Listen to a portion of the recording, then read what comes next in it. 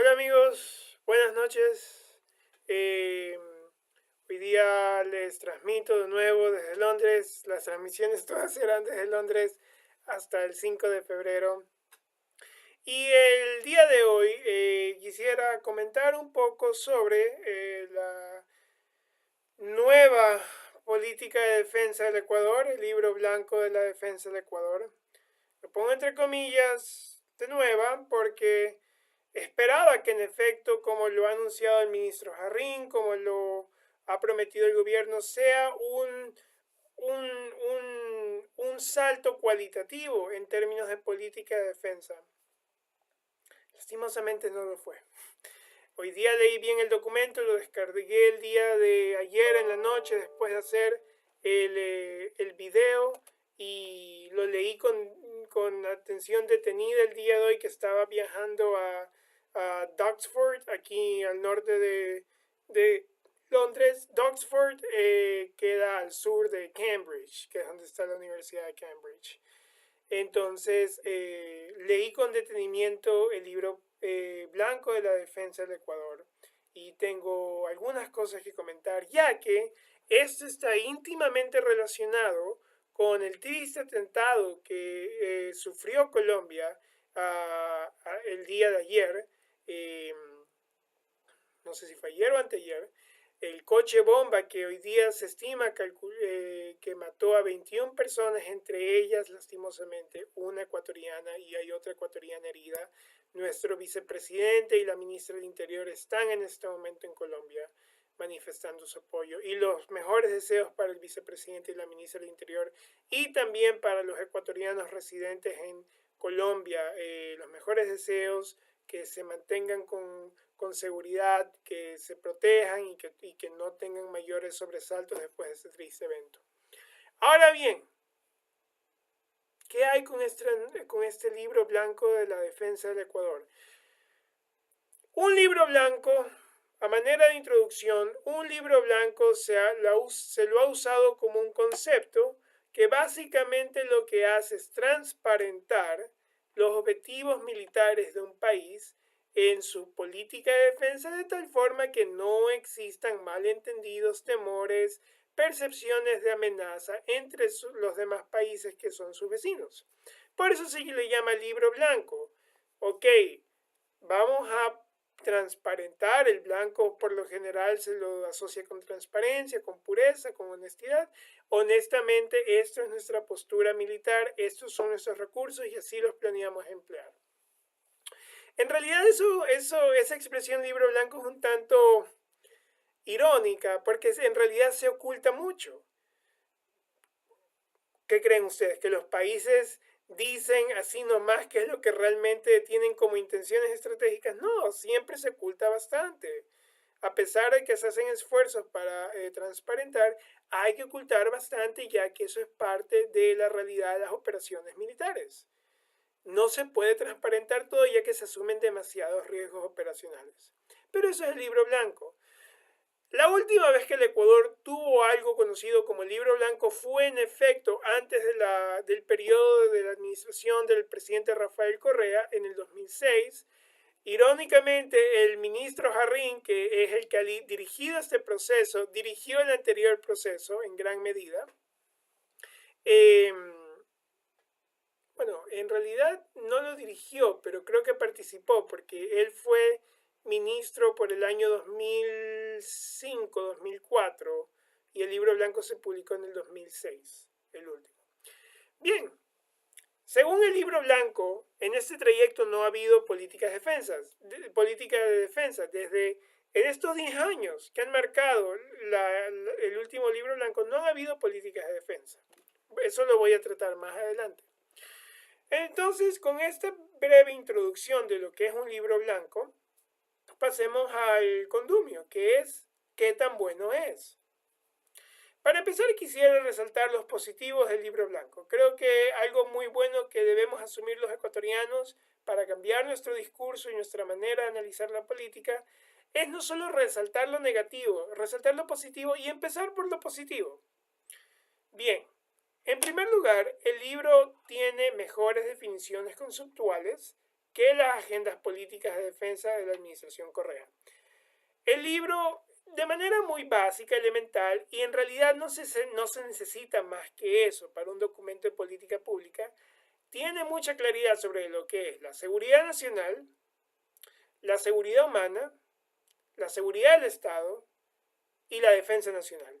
Identifica muy bien estos conceptos y también identifica relativamente bien las relaciones de causalidad entre estos procesos, entre estos conceptos. No voy a entrar en mucho detalle sobre lo que son las definiciones. Voy a poner el vínculo del libro blanco para que ustedes puedan revisar las definiciones y puedan compararlos con las anteriores agendas políticas de defensa. Eso es el primer punto positivo. Y no se puede subestimar lo importante que es este punto, ya que cuando leen las agendas políticas de defensa de la administración Correa, las definiciones son demasiado complejas. No hay ningún problema con esas definiciones, solo que como decíamos ayer, eso no pertenece a un documento de política pública. La segunda cosa que creo que es importante resaltar es que el libro blanco sí menciona y trata la estrategia que se va a seguir para, desde la defensa nacional, contribuir a la seguridad nacional del Ecuador y contribuir a los objetivos estratégicos del Ecuador. Sí se trata eso. Sí se explica nocionalmente cómo se van a usar los medios, cuál es la postura estratégica del Ecuador y, frente a esa postura estratégica, cuál es el rol de las Fuerzas Armadas en esa postura estratégica. Aquí hay una salvedad. Las anteriores agendas políticas también explican eso. El libro blanco actual no tiene nada drásticamente diferente a las anteriores políticas de defensa, a las anteriores agendas políticas de la defensa en ese sentido. Lo que me podrá decir el ministro Jarrín si escuchara esto, me criticaría que no, sí hay una diferencia muy grande porque las anteriores son agendas. Esto es un libro blanco de la política de defensa. Yo le diría, ministro, una agenda política de defensa contiene políticas de defensa, contiene objetivos de esas políticas, indicadores y programas. No es drásticamente distinta que un libro blanco. La única diferencia es la expresión libro blanco, pero para todos los propósitos cumplen la misma función de un libro blanco. Transparentan los objetivos estratégicos de la defensa del Ecuador, su postura estratégica y cómo se van a usar las Fuerzas Armadas en la persecución de esos objetivos. Entonces, esa es la única salvedad.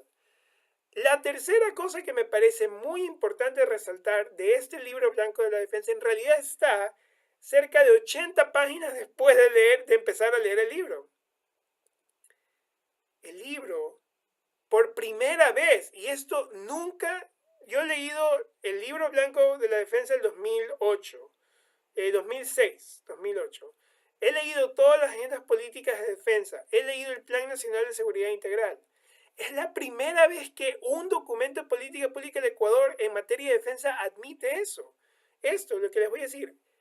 En la sección de economía de la defensa, que es uno de los capítulos últimos del libro, se admite que hay un problema de estructuración del presupuesto de defensa en el Ecuador. Primero se empieza diciendo que el gasto corriente del presupuesto de defensa oscila entre los 80 y 90% del presupuesto. Y se dice, bueno, esto está en línea con la tendencia regional. Pero el renglón seguido se dice, a pesar de esto, debido a que el 83% de ese 80-90% son sueldos y salarios, uno de los objetivos de la política de defensa en el escenario, creo que el escenario que manejan es 2030, es aumentar los componentes del presupuesto para inversión. Es cambiar la estructura del presupuesto de 80-90% gasto corriente y el restante gasto de inversión, tratar de elevar el gasto de inversión de un 10 a 15% al 30 a 25%. Y eso es muy importante y lo voy a mencionar porque es importante cuando analicemos los negativos. Pero es algo muy importante y voy a poner los vínculos de los artículos donde yo he tratado este problema. Hasta hoy nadie había mencionado eso en ningún documento de política de defensa del Ecuador. Nunca se había admitido eso. Modestia aparte, creo que yo he sido una de las pocas personas del Ecuador que han dicho, oye, tenemos un problema de distribución presupuestaria brutal, no puede ser que asignemos 90% del presupuesto de defensa a gasto corriente. Y ojo que el presupuesto de defensa es uno de los más grandes de los presupuestos general, es uno de los componentes más grandes del presupuesto general del Estado. Esos son los positivos. Y quiero saludar y quiero felicitar al Ministerio de Defensa por el trabajo que han hecho ahí, sobre todo el tercer punto. Y ya vamos a ver por qué es muy importante el tercer punto. Es muy, muy bueno que el Ministerio de Defensa pudo hacer ese trabajo y pudo presentar y transparentar esa situación. Vamos a los negativos y empecemos por precisamente este punto. Esto está relacionado con los problemas que hubieron en Mataje el año pasado y está relacionado con los desafíos que plantea la muy peligrosa situación de seguridad en Colombia, sobre todo con el reciente atentado terrorista. Como lo decía ayer, las Fuerzas Armadas anualmente se desempeñan entre 20 y 23 misiones subsidiarias. Estas son además de su misión constitucional, que es defender la integridad territorial del Ecuador y su soberanía. El libro blanco, en realidad, aquí viene la cuestión más frustrante, el problema más grande del libro blanco. Cuando el libro blanco explica nocionalmente la estrategia de defensa a seguir y la postura estratégica del Ecuador, la postura estratégica del Ecuador no es más que mis Fuerzas Armadas las voy a usar de manera disuasiva o persuasiva. Nosotros admitimos que vamos a usarla de manera disuasiva. En realidad es un poco más complejo. Disuasiva, defensiva. Esa expresión no existe en inglés. En realidad esa es una mala traducción en español que se hace de una palabra específica en inglés que se llama deterrence. Este no es el momento para meternos en el oscuro mundo de deterrence y compellence. Lo que es importante señalar es que a pesar de que se explica nocionalmente eso, no se dice cómo se van a usar exactamente los medios, tomando en cuenta que además de esa misión, defender la soberanía y integridad territorial del Ecuador vía una postura militar disuasiva, no es la única cosa que hace el Ministerio de Defensa. El Ministerio de Defensa en realidad se ocupa en casi 20 distintas misiones, cada una distinta de la otra. Y lo malo es que cada misión tiene estructuras de costo y ciclos de entrenamiento y composiciones de estructura de fuerza totalmente distintas. ¿Por qué es que los marinos murieron en Mataje? Como se los decía, el Cuerpo de Infantería de Marina, que en realidad no son más, los batallones no suman más de 1.600 efectivos, quizás son un poco más si tomamos en cuenta el personal de apoyo, si tomamos en cuenta también el personal de cuarteles, pero esos batallones, 1.600 efectivos, se tienen que entrenar todos los años para 15 distintas misiones. Aquí viene el problema. Cuando en el libro blanco no se trata esta situación y no se dice, mira, de las 20 misiones en realidad las más importantes son estas, y debido a que las más importantes son estas, vamos a procurar que estas unidades militares traten de asumir mayor entrenamiento en estas misiones y estas otras unidades militares traten de asumir más entrenamiento en esas misiones. En realidad no estás transparentándole nada a la audiencia que realmente importa, que es el país. Esos marinos murieron porque no hay suficiente dinero y no hay suficiente tiempo para entrenarlos en operaciones de contrainsurgencia, que es para lo que debieron haber estado entrenados desde que se supo, y esto después lo reveló la prensa, después de que renunció Romy Vallejo, secretario nacional de inteligencia, que la Secretaría Nacional de Inteligencia, al menos 7 meses antes del atentado al cuartel de policía en San Lorenzo, ya había alertado de que se venían cosas muy duras en la frontera norte. Entonces, desde ese momento, el Ministerio de Defensa tuvo que haber puesto sus barbas a remojar y decir, prioricemos más ese entrenamiento. Pero no es posible, aún teniendo la voluntad de hacerlo, si es que no se prioriza las misiones que se tienen, no se puede hacer no se puede hacer uso del poco dinero que queda para entrenar al personal en todo lo que tiene que ser entrenado. Y así es como despliegas personal mal entrenado, y el problema es que cuando despliegas al personal mal entrenado tienden a morir. El segundo problema está relacionado con precisamente la estrategia de defensa. Tenemos terrorismo, tenemos cambio climático, tenemos drogas. Ustedes leen el libro blanco de la política de defensa y en realidad hay 20 o 30 distintos tipos de amenazas y riesgos. Y el libro blanco no dice cuáles son los que el Ministerio de Defensa va a atender prioritariamente. Uno se lleva la impresión, son todos. Ojo, todos no tienen el mismo impacto en la seguridad nacional del Ecuador. Y aquí viene otro problema negativo relacionado al primer punto positivo que yo dije. Sí, el libro blanco define muy bien lo que es seguridad nacional, seguridad humana, seguridad del Estado, defensa nacional. El problema es que no solo basta con las definiciones. También hay que determinar dónde las capacidades militares del Ministerio de Defensa tienen mejor impacto. Y hablo de un mejor impacto, costo-beneficio. Si tenemos una situación de creciente terrorismo en la frontera norte, que esto no paró con la muerte de Katy y Oscar, los otros ecuatorianos que fueron secuestrados después del equipo periodístico. Hubo amenazas de bomba, hubo situaciones muy preocupantes en la frontera norte. Ahora hay un coche bomba, supuestamente el atentado fue suicida en Colombia. No todas las amenazas pesan de la misma manera. Y el Ministerio de Defensa no tiene las capacidades organizacionales para atender todas de la misma manera. Entonces, si es que tenemos problemas en narcotráfico, pero al mismo tiempo tenemos problemas en terrorismo, el Ministerio de Defensa debe en el libro blanco explicar dónde las capacidades militares están mejor utilizadas y dónde se las va a destinar con mayor atención. No podemos cubrir todos los frentes al mismo tiempo. Von Clausewitz dijo, hay que ser fuerte en el punto esencial y concentrar todo el esfuerzo en el punto esencial del frente. No puedes ser fuerte en todo el frente. Nuestros generales deberían ser capaces de entender eso. Y aquí viene lo más irónico de todo. Cuando ustedes ven los créditos de todos los que participaron en el libro blanco de la defensa, solo hay 2 civiles. Todos son militares. El único militar retirado es el general Jarrín, general de división en servicio pasivo Osvaldo Jarrín. De ahí todos son militares y oficiales de alta graduación de las Fuerzas Armadas.